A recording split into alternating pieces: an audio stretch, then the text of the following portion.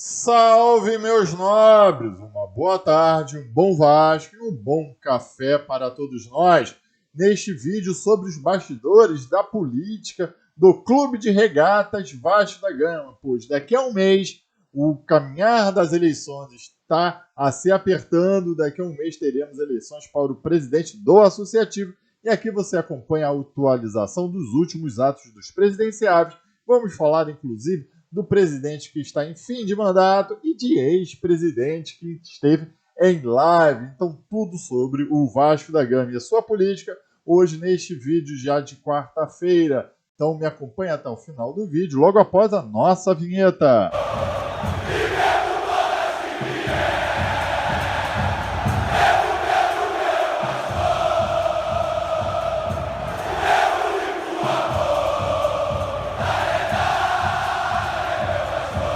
Uma boa tarde para todos nós, vascaínos, que acompanham os bastidores da política.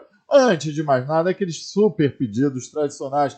Larga o dedo no like, que muito nos ajuda a subir nesse tubo de meu Deus. Compartilhe esse vídeo com seus colegas, que é um resumo da política do Vasco da Gama. Inscreva-se no Marca Vasco, sempre com atualizações sobre futebol, política e outras atualidades do Vascão da Gama. E aperte a sinetinha para você ficar ciente das nossas lives. E amanhã já te faço esse convite. Amanhã, 8 horas da manhã, as primeiras notícias do Vasco da Gama. Aí sim, falando sobre futebol e os preparativos para mais uma decisão de Vasco e São Paulo, 6h30 da tarde, em São Januário, ingressos lotados. Mas aqui a gente vai falar sobre política, ok, meus amigos? Aquele like, então, nesse vídeo. Vamos primeiro falar sobre a entrevista que o Jorge Salgado, o atual presidente, já se encaminhando para o fim de mandato, concedeu para o Globo Esporte, num programa lá, abre aspas, para o presidente Jorge Salgado, de onde a gente pode extrair algumas interferências dele. Primeiro, que ele pensa que realmente fez uma ótima gestão, porque ele enfrentou sérias dificuldades tal qual de uma herança maldita, que é onde ele encontrou o clube num caos financeiro advindo da última gestão, obviamente, do Alexandre Campelo, e depois ainda responsabiliza o candidato Levinciano. Ele não falou os nomes, mas aqui a gente pode falar sobre a dificuldade dele em trazer o dinheiro ao qual na campanha já falava que já tinha. Vale essa crítica a ele. Mas enfim, inclusive, se você ver essa entrevista, ele pergunta, qual a solução? Meu amigo, se você se candidatou a presidente do Vasco da Gama, meu nobre, você tinha que ter essa solução. A solução que ele encontrou foi a venda do futebol para o Grupo 77 Partes. Aí ele fala como foi o processo, por diversos relacionamentos que ele teve, principalmente prejudicial com o Luiz Melo, mas lembrando que quem levou o Luiz Melo ao Vasco foi o próprio Jorge Salgado. Mas vale você acompanhar essa entrevista aí, porque você vê, pelo menos da visão dele, o legado que ele pensa ter deixado ao Vasco da Gama. Lembrando que ele deixou claro, ao meu ver, que ele não vai participar e não vai sair candidato à reeleição. Talvez também não tenha espaço para tanto. Mas participar das eleições, eu acho que ele vai movimentar sim.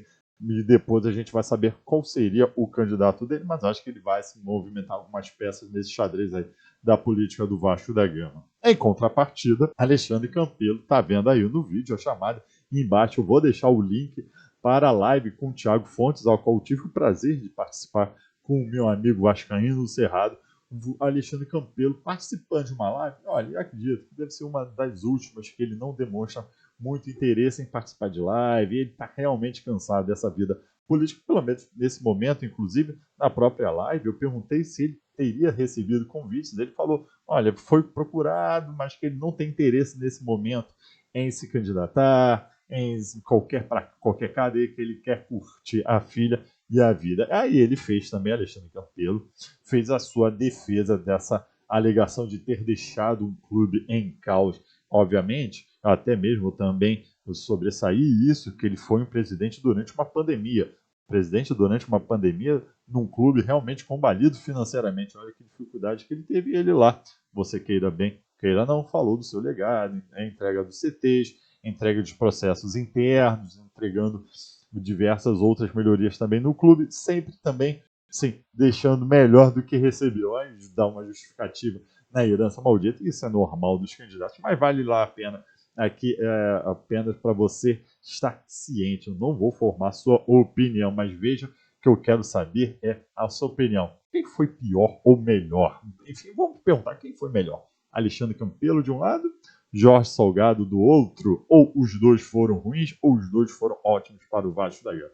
Quero saber a sua opinião, mas vai lá, procura essa entrevista do Jorge Salgado, bem interessante, no Globo Esporte. Também vou deixar um link aqui embaixo na descrição do vídeo para você ir procurar, bem como também um link para a live com o Thiago Fonte. Foi bem esclarecedora, bem interessante. Agora a gente vai partir aqui dos atos dos presidenciáveis. Vamos começar com o leve, pois ontem teve uma live do Grupo Camisas Negras, Grupo Político Camisas Negras, onde ele demonstra sua justificativa por ter rompido com a pré-candidatura do Marcelo Borges e agora está apoiando o Levinciano. Então você já tem uma coligação ali, Levinciano, que é o Grupo Camisas Negras, parte dele, porque teve uma dissidência, muito acompanhando o candidato Marcelo Borges, estará apoiando o grupo do Camisas Negras, estará apoiando Levinciano. Levinciano, o qual você está vendo aí uma reformulação do logo do projeto Somamos, e amanhã na Levin TV no YouTube ele concederá uma live que deve estar explicando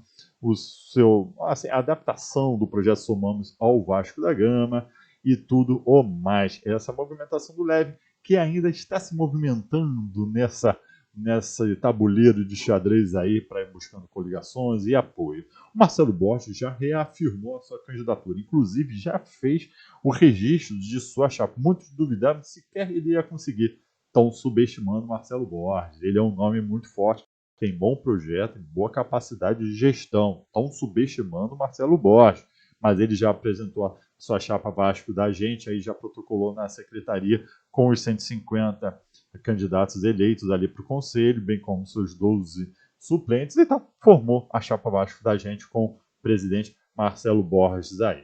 Agora, Pedrinho também formalizou já a sua candidatura, inclusive teve um encontro com o Leonardo Framil, CEO da Accenture, uma empresa de gestão, enfim, um grande CEO, né? Então um grande conhecedor, já recebeu o convite para ser o presidente do Conselho de Consultivo, hoje previsto no novo Estatuto do Vasco da Gama. Enfim, já vai estar apoiando ali a candidatura de Pedrinho. Como você pode ver, obviamente, Edmundo e Felipe. A gente ainda não sabe qual será a posição dos outros dois ex-jogadores, hoje agentes políticos do Vasco da Gama, na chapa do Pedrinho.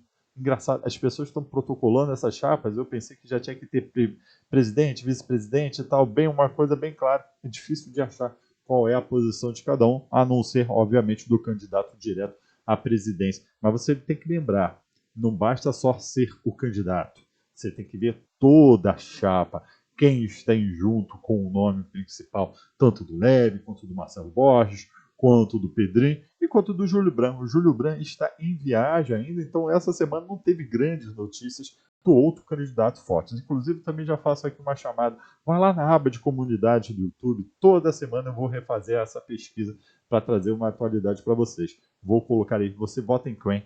No Levinciano, Marcelo Borges, Júlio Branco ou Pedrinho. Ao meu ver, são os 4 candidatos que estão aparecendo aí mais forte nessa corrida eleitoral. Vai lá na aba de comunidade para saber.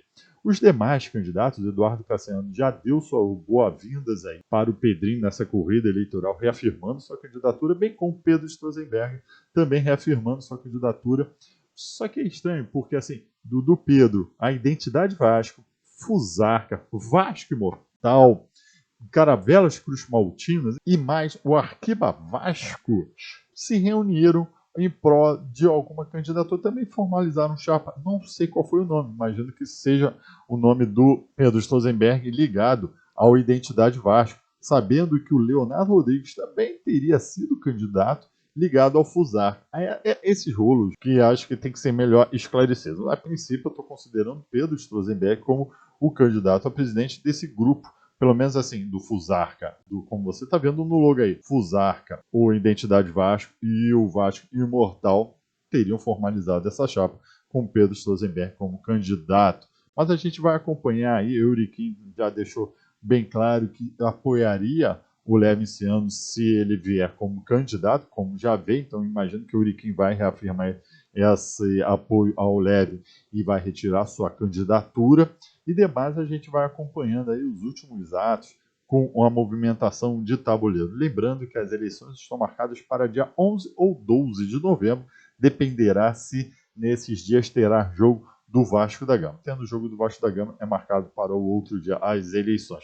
A princípio também, eleições híbridas, mas que ainda não tem o nome certo da empresa que acompanhará essas eleições. Possivelmente é a TAF, a qual tem vindo prestando serviço ao Vasco da Gama. Lembrando que a TAF está envolvida aí no a sua sede, bem próxima à 77 Partners. Enfim, isso aí é um motivo para um outro vídeo.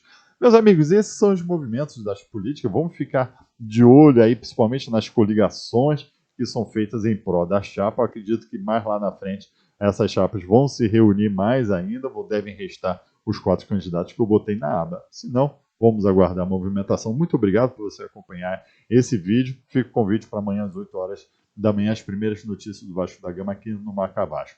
Tchau e saudações vascaínas!